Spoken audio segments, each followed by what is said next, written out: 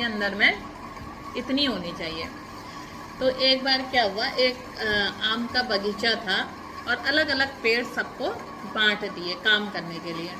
अब जब सब लोग काम कर रहे थे तो एक जो लड़का था उसने अपने सारे आम तोड़े, उसके जल्दी टूट गए थे। तोड़ के उसने सब एक टोकरी में भरे और उतने में मतलब शाम को जब मालिक आया तो मालिक ने सबको मजदूरी दी। क्या दी? सबको मजदूरी दी। और सबकी जो मजदूरी तय थी 100-100 रुपये वो दी, लेकिन एक लड़के को उन्होंने क्या करा, 200 रुपये दे दिए।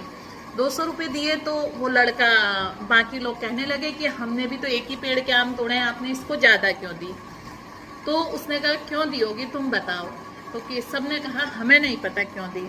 तो उसने कहा, मालिक ने कहा कि तुम सब लोग नौकर बनकर काम कर रहे थे और ये जो बनकर कर रहा था ये मालिक बनकर काम कर रहा था। मालिक बनना मतलब कि अपना समझकर काम करना। और उसने अपना संपूर्ण यानी कि समय पर फल तोड़े। अब उसको कैसे पता लगा, मालिक को कैसे पता लगा कि इसने अच्छे से काम किया है?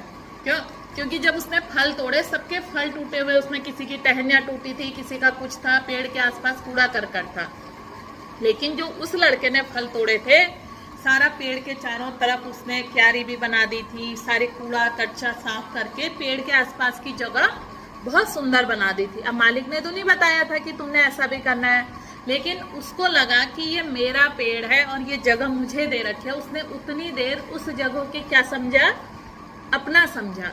तो इसलिए इस कहानी से हमें शिक्षा क्या मिलती है, हम जहाँ कहीं जो भी काम करें हमें उस काम को अपना समझकर करना चाहिए कि हमारा है।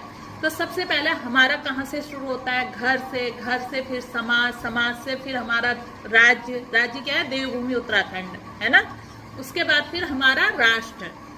तो जब हम हर चीज को अपना, राष्ट्र हमारा है तो हमारा कर्तव्य है ना हर चीज को अपना समझ के, हमारा राष्ट्र है तो हमारा काम है अपना कर्तव्य, देवभूमि हमारी है तो इसके प्रति हमारी जिम्मेदारी है। फिर हमारा विद्यालय, इसकी भी जिम्मेदारी हमारी है। तो इस तरह हमें जब कोई भी काम कोई सौंपते हैं तो उस काम को हमें मालिक बनकर करना चाहिए, ना कि नौकर बनकर। और जब भी मालिक का भाव मन में आ जाता है तो हम लोग क्या करते हैं, अच्छे से काम करते हैं। ये नहीं सोचना चाहिए कि मुझे तो इतना दे रखा है और हमें नहीं करना। दूसरी बात है कि हमें ईर्ष्या नहीं करनी चाहिए। उसको अगर 100 रुपये से ज़्यादा 200 रुपये दे भी दिए थे तो कोई बुराई थी क्या? नहीं थी। अगर मैं इससे ज़्यादा प्यार करती हूँ तो उसमें कोई बुराई है क्या? प्यार तो मैं तुमसे भी करती हूँ, लेकिन तुम लोगों को लगता है कि वो उससे ज़्यादा करती है, मुझसे कम करती है। मैं तो सबको बराबर करती हूँ, है ना। तो आप कौन